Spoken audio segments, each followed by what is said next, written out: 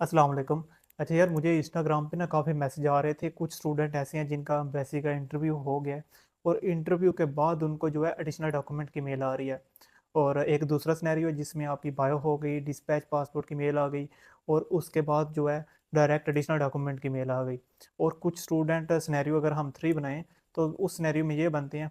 कुछ स्टूडेंट हैं जिनकी बायो हुई, पासपोर्ट डिस्पैच की मेल आई, उसके बाद उनको एनएसएफ आई और एनएसएफ के बाद उनको जो है एडिशनल डॉक्यूमेंट की मेल आ गई।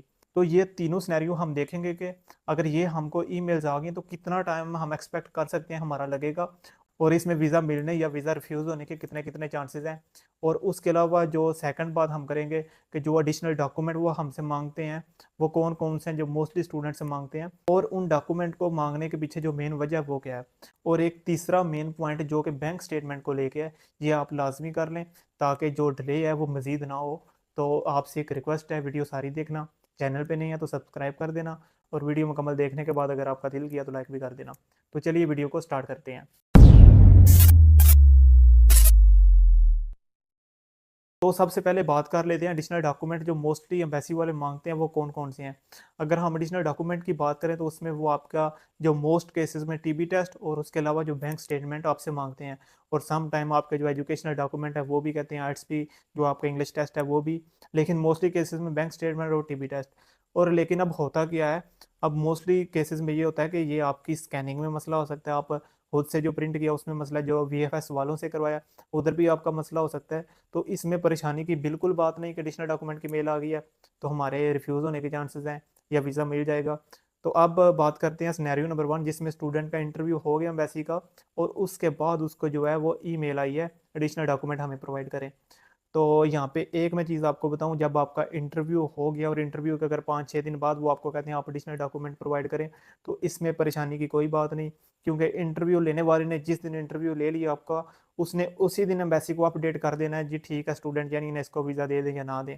तो अगर तो उसने उसी दिन बता दिया तो फिर वो एडिशनल डॉक्यूमेंट की तरफ आएंगे नहीं बिल्कुल भी ना। मतलब आपको ये नहीं बोलेंगे एडिशनल डॉक्यूमेंट प्रोवाइड करेंगे अगर उन्होंने वीज़ा रिफ्यूज़ करना है। तो इस केस में ये होता है 90% है कि आपका इंटरव्यू ओके है, और आपको अब जो है कि बीआरपी मेल आएगी, वो बस आपकी कुछ एडिशनल चेक लिस्ट होती है, उन चीज़ों को वेरीफाई करना होता है। अब सिनेरियो नंबर टू पे आते हैं, जिसमें स्टूडेंट की बायो हुई, पासपोर्ट डिस्पैच की मेल आई, और उसके बाद जो तीसरी ईमेल है एडिशनल डॉक्यूमेंट की। इस केस में भी आपको घबराने की बिल्कुल ज़रूरत नहीं। इसमें भी ये है कि आपका वीज़ा थोड़ा सा डिले हो सकता है। सिनेरियो नंबर वन में भी आपका 10 वर्किंग डेज ले सकता है, और ये अगर हम ये जो अभी मैं बात कर रहा हूँ जिनको इंटरव्यू के बगैर आ जाती है एडिशनल डॉक्यूमेंट की मेल, उनका भी ये है कि विद इन 10 वर्किंग डेज आपका डिसीजन हो जाता है। मोस्ट केसेस में ये होता है। और अब आती है सिनेरियो नंबर थ्री पे, जिनको एनएसएफ आती है, एडिशनल डॉक्यूमेंट की मेल भी आती है। एडिशनल डॉक्यूमेंट तो उन्होंने प्रोवाइड करने ही होते हैं, और एनएसएफ आ जाती है तो यहाँ पे एक खतरा भी आ जाता है कि आपका हो सकता है इंटरव्यू हो, और 90% चांसेस है आपका इंटरव्यू हो। तो अगर आपको एनएसएफ आ गई है तो आप ये है कि इंटरव्यू की तैयारी करें। और एक बात मैं आपको बता दूं, एडिशनल डॉक्यूमेंट की मेल आ जाए तो आपने घबराना बिल्कुल नहीं है। इसमें आपसे वो कोई डॉक्यूमेंट भी डिमांड कर सकते हैं। आप अगर जेन्युइन स्टूडेंट है, आपके सारे डॉक्यूमेंट जेन्युइन है, तो फिर कोई मसला नहीं। तो अब बातें हैं जो मेन पॉइंट है, अभी आपको भी पता है कि सितंबर है और सितंबर में डिले का इशू काफ़ी चल रहा है।